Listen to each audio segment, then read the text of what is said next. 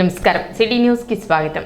పంచముఖ ఆంజనేయ స్వామి అవతారం మనిషి జీవన గమనంలో పంచతత్వాలకు అన్వయించుకొని 5 గుణాలను ప్రభావితం చేస్తాయని ఆధ్యాత్మిక ప్రవచనకర్త పద్మశ్రీ గరికపాటి నరసింహారావు తన ప్రవచనంలో పేర్కొన్నారు. స్థానిక కొత్తపేటలోని తాలూకా హైస్కూల్ గ్రౌండ్ వేదికగా కొనసాగుతున్న 108 కోట్ల శ్రీరామనామ పారాయణ పూర్ణాహుతి మహాయజ్ఞం కార్యక్రమాలలో భాగంగా గురువారం ఉదయం వేద ఆగమ పూజల అనంతరం శ్రీరామ పట్టాభిషేకం కన్నుల పండుగగా నిర్వహించారు. ఉదయకాలం ఆధ్యాత్మిక ప్రవచన కార్యక్రమంలో డాక్టర్ శిల్పా ప్రవచనం చేశారు. సనాతన ధర్మం, దేవాలయాల విశిష్టత అంశాలను ప్రస్తావిస్తూ తమ ప్రవచనం ద్వారా హైందవ సమాజాన్ని ఆలోచింపజేశారు. సాయంత్రం కార్యక్రమాల్లో భాగంగా పద్మశ్రీ గరికపాటి నరసింహారావు ప్రవచన కార్యక్రమం ఆహుతులను విశేషంగా ఆకట్టుకుంది. పంచముఖ ఆంజనేయ స్వామి అవతార విశిష్టత, సీతారామాంజనేయ సంవాదం అంశాలపై గరికపాటి వారి ఆధ్యాత్మిక ప్రవచనం భక్తులను విశేషంగా ఆకట్టుకుంది. కార్యక్రమాలను శ్రీ వికనస శ్రీనివాస ట్రస్ట్, పంచముఖ ఆంజనేయ స్వామి సంకీర్తన బృందం, ఆంజనేయ స్వామి సంకీర్తన సేవా సమితి సభ్యులు కార్యక్రమాలను పర్యవేక్షించారు. శుక్రవారం నిర్వహించే పూర్ణాహుతి కార్యక్రమం సాయంత్రం గరికపాటి వారి ప్రవచనంతో కార్యక్రమాలు ముగియనున్నాయి.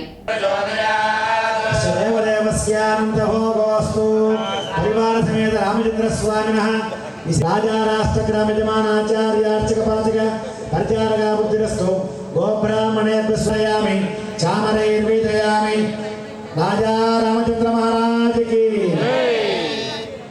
భక్తులతో పూజా కార్యక్రమాన్ని నిర్వహించుకున్నారు. ఉపన్యసించేటువంటి మహానుభావులు శ్రీ డాక్టర్ గరికపాటి మీకోసం వెనకబెడతా వాడిని కాదు, నాకు సరస్వతి కటాక్షం ఎంత ఉందో లక్ష్మీ కటాక్షము అంతే ఉంది. నాకేమీ ఇబ్బంది లేదు. నేను మీ ఎప్పటి వారు 2 రోజులు ఏంటండి, వారం రోజులు ఏడు పెట్టేది. ఇక్కడ వారం రోజులు పెడితే ఏం ఉపయోగం? ఇదే ఆచరణ మొత్తుకుంటున్నది. అదే పరశురామ పంతుల లింగమూర్తి గురుమూర్తి గారి తర్వాత ఏంటంటే నాకు ఎక్కడ వసతి ఇచ్చారు. పంచాంగ రామానుజాచార్యుల వారు అలాగే ఇరువురికి కూడా సత్కారం జరిగి క్రమశిక్షణగా మన అందరికీ కూడా మరొక్కసారి తెలియజేస్తూ కార్యక్రమాన్ని వారు పొగడ్తలకు కానీ సారకులు అనేక రకాల నూతన వస్త్రములు అలాగే ఆ సోదరికి సర్వమంగళ మాంగళ్యే శ్రీ సర్వాత్మకి శరణి శ్రీమతి గౌరీ నారాయణ నమోస్తుతే అటువంటి చక్కని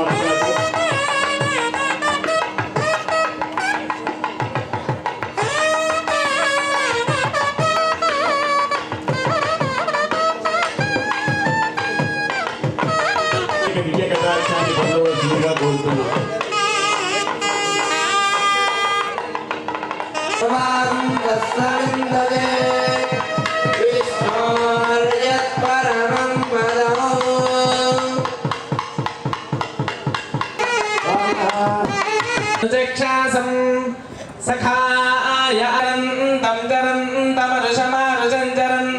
అన్న ఒకసారి ఇటు వచ్చి చచ్చిపోతారు అసలు సరే తమ్ముడు పక్కన ఎప్పుడు వచ్చాడు సార్. అందరూ ఇటు చూడండి. ఏమండి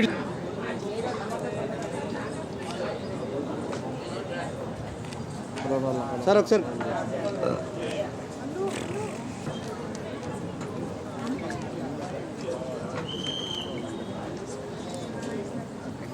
అది పట్టుకొని ఈ గుర్రాడు అదేంటి అక్కడికి వెళ్ళి ఉంచండి, తీసేస్తాం. రాదు అక్కడ సాయి. ఓకే. బోస్ రోడ్లోని శ్రీ వాసవి కన్యకా పరమేశ్వరి దేవస్థానంలో వేంచేసి ఉన్న శ్రీ విద్యావాసిని సమేత నగరేశ్వర స్వామి వారి అష్టమ వార్షిక బ్రహ్మోత్సవాలు వైభవంగా జరగనున్నాయి. 15వ తేదీ శనివారం నుండి 17వ తేదీ సోమవారం వరకు 3 రోజుల పాటు జరగనున్న ఈ వార్షిక బ్రహ్మోత్సవాలకు సంబంధించి కరపత్రాన్ని శుక్రవారం ఆలయ ప్రాంగణంలో ఆవిష్కరించారు. 3 రోజుల పాటు ప్రతిరోజు విశేష హోమాలు, అభిషేకాలు ఇత్యాది కార్యక్రమాలు ఉంటాయని, వీటితో పాటు శ్రీ రమా సహిత సత్యనారాయణ స్వామి అష్టమ వార్షిక బ్రహ్మోత్సవాలు కూడా నిర్వహించడం జరుగుతుందని నిర్వాహకులు తెలిపారు. విశేష సంఖ్యలో పాల్గొని బ్రహ్మోత్సవాలను విజయవంతం చేయాలని కోరారు.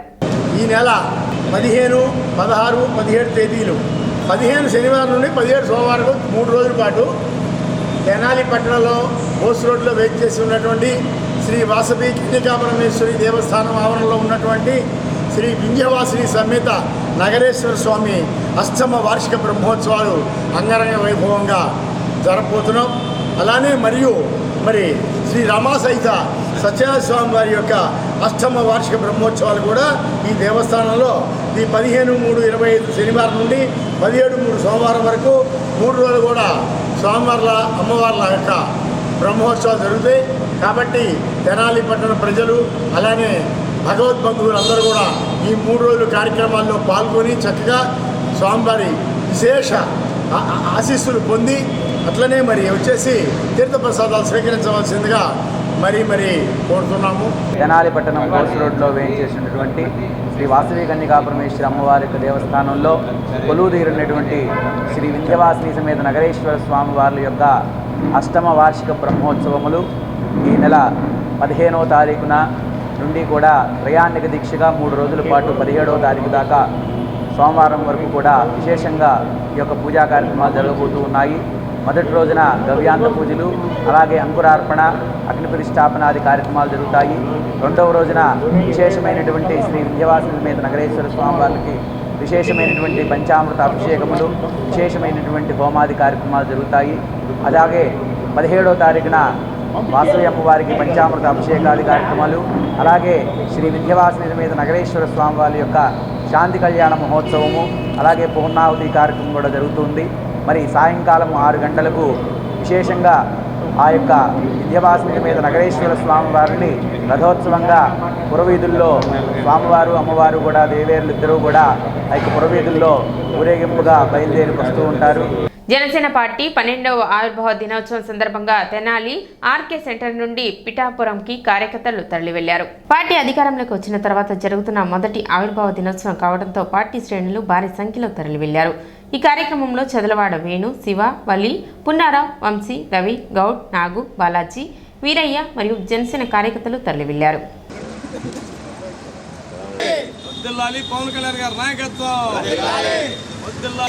జై జనసేన, జై జనసేన, జై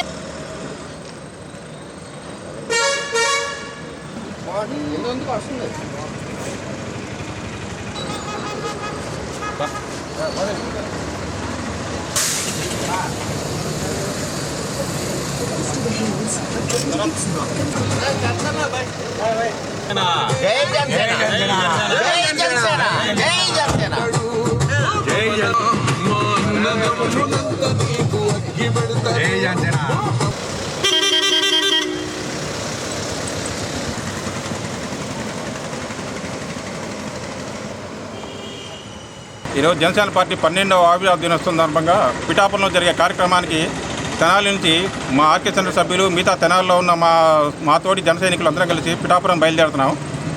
ఈరోజు ఇంతకుముందు ఉన్న ఆవిర్భావ సభలకి ఇప్పుడున్న సభలకి చాలా తేడా ఏంటంటే, అంతకుముందు జరిగిన సభలు ఈ సభకి ఏంటంటే అధికారంలోకి వచ్చిన జరుగుతున్న మొట్టమొదటి సభ. ఈ సందర్భంగా ప్రపంచవ్యాప్తంగా ఉన్న పవన్ కళ్యాణ్ అభిమానులు, జనసేన పార్టీ కార్యకర్తలు, నాయకులు అందరూ ఆయన ఏం చెప్తారా, ఆయన ఏ దిశానిర్దేశం కార్యకర్తలు ఏం చేస్తారని అందరూ ఎదురు చూస్తున్నాము. అవి వినడానికి మేమంతా తెనాలి నుంచి బయలుదేరి పిఠాపురం వెళ్తున్నాము. ఆయన విని ఆయన ఆశయాలు, ఆయన చెప్పిన సిద్ధాంతాలని ఫాలో అయ్యి జనసేన పార్టీని ప్రజల్లో మమేకం అవ్వడానికి ఏం చేయాలో దానికి మేము కూడా ముందు తీసుకెళ్తామని తెలియజేస్తూ మాకందరూ సహకరించిన ఇక్కడ సభ్యులందరికీ ధన్యవాదాలు చేస్తున్నాను. Thank you. జనసేన పార్టీ 12వ ఆవిర్భావ దినోత్సవానికి తెనాలి నియోజకవర్గం నుంచి మేము జన సైనికులు అందరం ఇక్కడి నుంచి బయలుదేరి ఎంతో ఆనందంతో ఈరోజు ఆవిర్భావ దినోత్సవానికి పాల్గొనడానికి వెళ్తున్నాము. ఎన్నో కష్టాల నుంచి, ఎన్నో సమస్యల నుంచి ఈ పార్టీ పుట్టింది. ఈ ఆవిర్భావ దినోత్సవం వస్తుంది అంటే మన పక్షమే కాదు, ప్రతిపక్షం కూడా ఎదురు చూస్తుంది పవన్ కళ్యాణ్ గారు ఏం మాట్లాడతారా అని. ఈ విజయోత్సవాల్లో ఆయన ఏం చెప్తారు, ఏం మార్గదర్శకాలు ఇస్తారు, ఎలా మన పార్టీని బలోపేతం చేసుకోవాలి అనే మార్గదర్శనం కోసం ఎదురు చూస్తూ ఆయన సందేశాన్ని వినడానికి మేమందరం బయలుదేరి వెళ్తున్నాము. తెనాలి వసుదైక కుటుంబం తృతీయ వార్షికోత్సవం శుక్రవారం ఘనంగా నిర్వహించారు. ఈ సందర్భంగా కొత్తపేటలోని శ్రీ రాధాకృష్ణ కళ్యాణ మండపం నందు ఉదయం నుండి సాయంత్రం 5 గంటల వరకు ధ్యానుల అనుభవాలు, పలు సంస్కృతి కార్యక్రమాలు నిర్వహించారు. అదేవిధంగా పట్టణంలో ర్యాలీ నిర్వహించారు. ధ్యాన పిరమిడ్ జగత్తులే లక్ష్యంగా భూమిపై అజ్ఞానాన్ని సమూలంగా ప్రక్షాళన చేయాలని doctor Brahmashri Pitamaha Subhash Patriji pyramid spiritual society movement స్థాపించారని, ఈ లక్ష్యంలో భాగంగానే శ్రీకాళహస్తికి చెందిన సుండి మునిబాబు వసుదైక కుటుంబం పిరమిడ్ గృహస్థ ఆశ్రమం ఏర్పాటు చేసి సరైన ధ్యానంతో సజ్జన సాంగత్యం నిర్వహిస్తున్నట్లు నిర్వాహకులు తెలిపారు. కార్యక్రమంలో KV Nageswara Rao, KV Sivaprasad, K Yugandhar, NV Brahmam, CH Subrahmanyam, Nagaanjaneyulu, Mokshalatha, Padmavathi, Srilakshmi, GV Kondaiah, Ram, Radhika, Pandurangaiah, Satyanarayana తదితరులు పాల్గొన్నారు.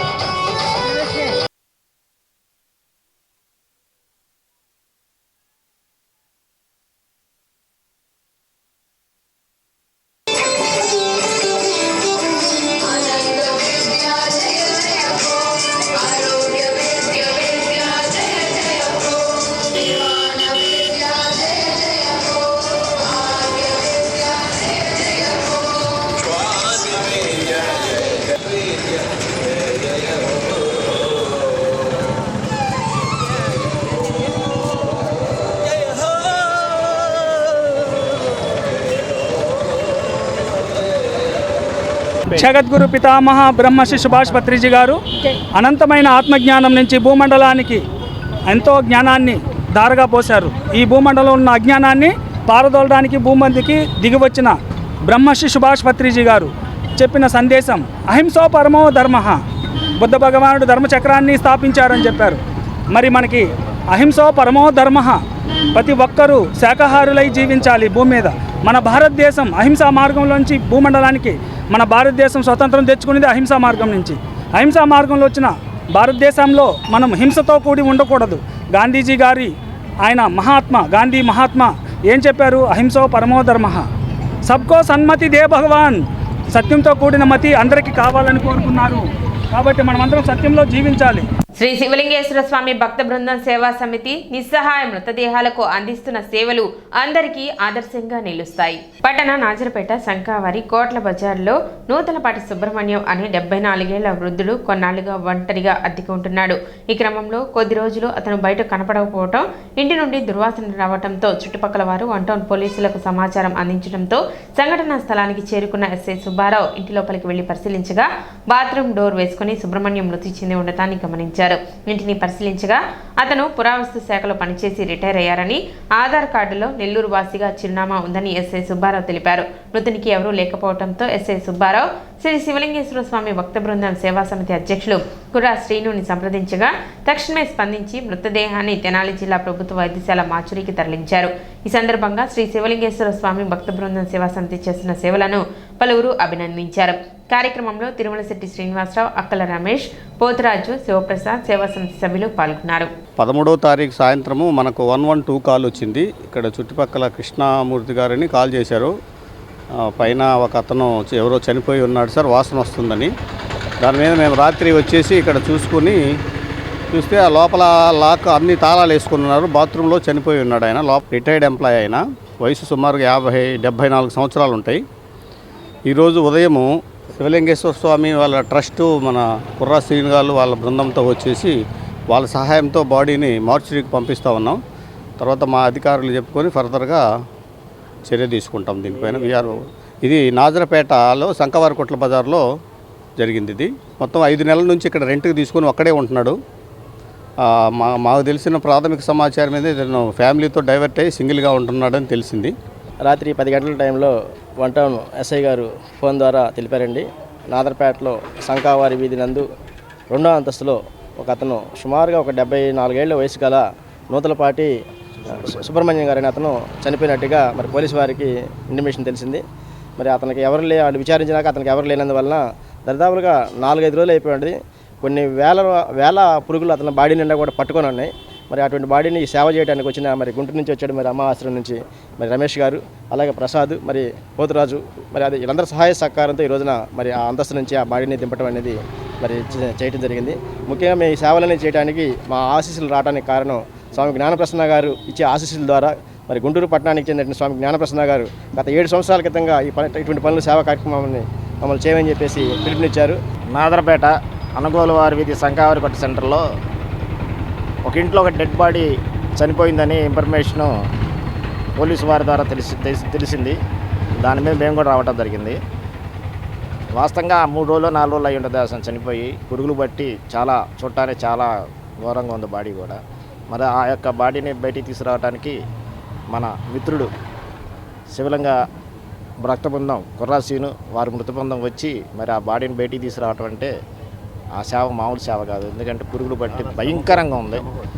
మరి ఆ విధంగా వాళ్ళు తీసుకురావటం నేను కూడా వెళ్ళాను. ఆ స్మెల్కి నేను ఉండలేకపోయాను.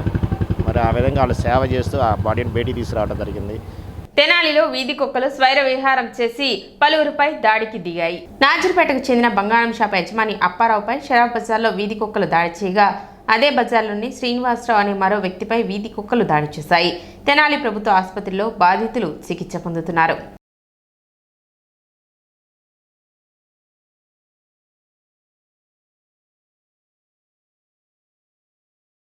సిటీ న్యూస్ ఇంతటితో సమాప్తం. నమస్కారం.